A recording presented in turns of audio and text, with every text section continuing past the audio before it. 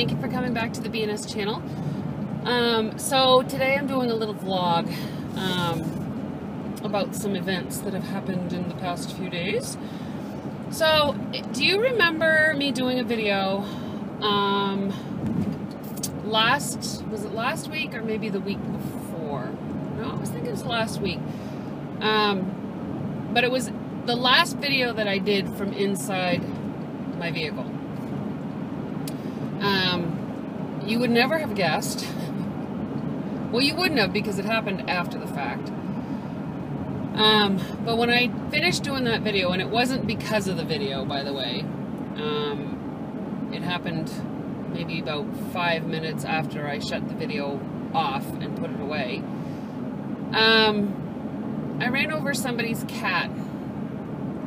I pulled over on the side of the road and I bawled. I was a blubbering mess.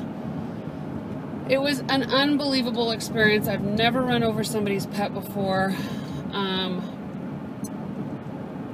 I didn't kill it because it did go off the road.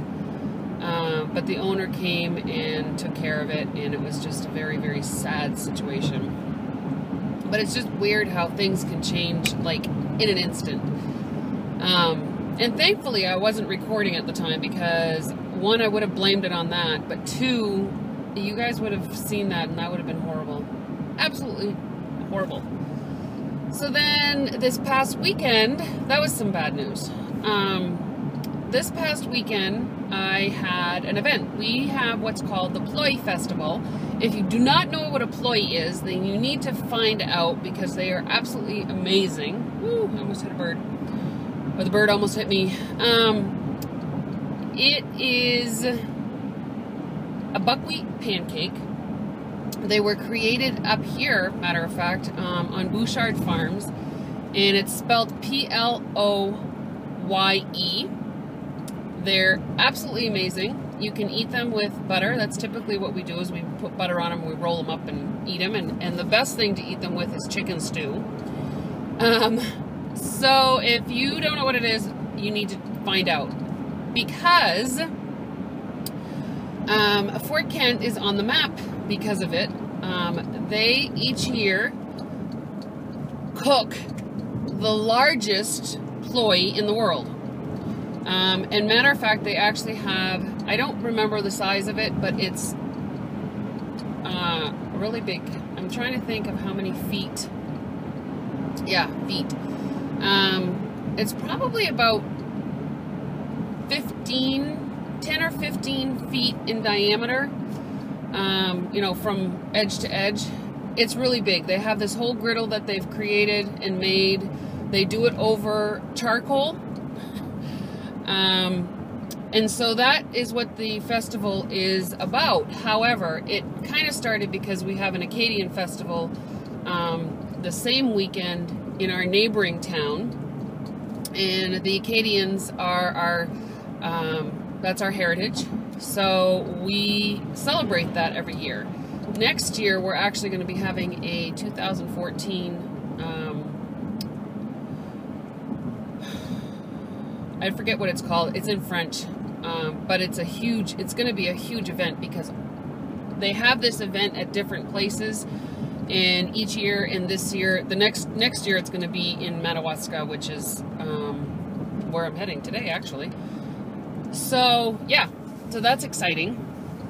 So, but part of the Ploye Festival is I had an event table. I did a table. I did a booth.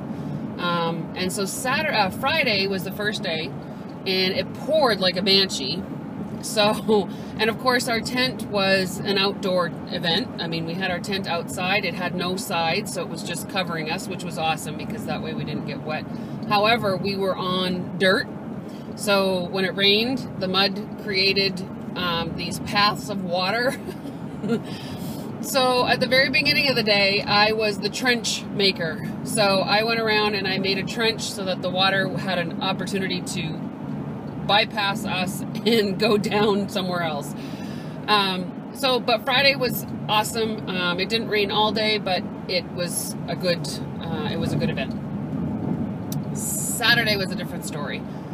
We didn't have rain. per se, but we had 20-mile-an-hour winds, and the tent did not withstand that at all, actually.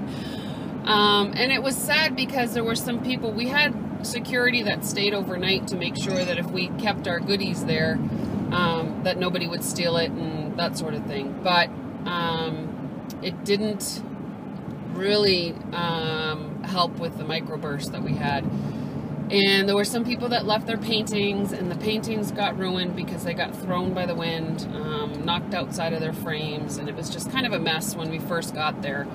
And so because the tent really wasn't, and I actually had packed all my stuff up Friday night, I didn't leave it there. So when I got there Saturday morning, I decided to be a Scentsy peddler, and I actually set up my van on the side of the road next to where the tent was, and sold right out of my van. And I'll tell you, it was awesome. Friday was awesome in sales. Saturday was awesome in sales. We had a great event. I met so many new people. I got to reconnect with a lot of people that I hadn't seen in a while. And then Sunday, we had the Acadian parade, the Acadian Festival parade. So that was the first time I've ever been at a parade. We decorated the van. We had balloons and banners, and we had me and 2 other consultants from the area that passed out business cards and candy, and we had a blast. Am I tired? Yeah, I'm tired. So with that, I had someone who had done a party for, actually that might have been when, no it wasn't. I was going to say that was probably when I bumped the cap, but it's not. I had a party in Madawaska not too long ago, and the order had come in, and I had told her when I went to the parade that I would bring her party orders. Well, as it happens, I totally forgot to bring the box. I was so excited about the parade, totally left the box in my office and never brought it. So today, I'm off to Madawaska to deliver Scentsy, and I'm pretty happy about it because I'll get to see them again and share some joy, some Scentsy joy. So that was my weekend and my last week, and I'm pretty excited about this coming fall. There's a lot of things going on. Thursday, we find out who won or earned the Can Do Cancun, and I'm very excited about that. And so right now, I'm heading to the bank, going to do my deliveries, and I will see you on the next video. Bye!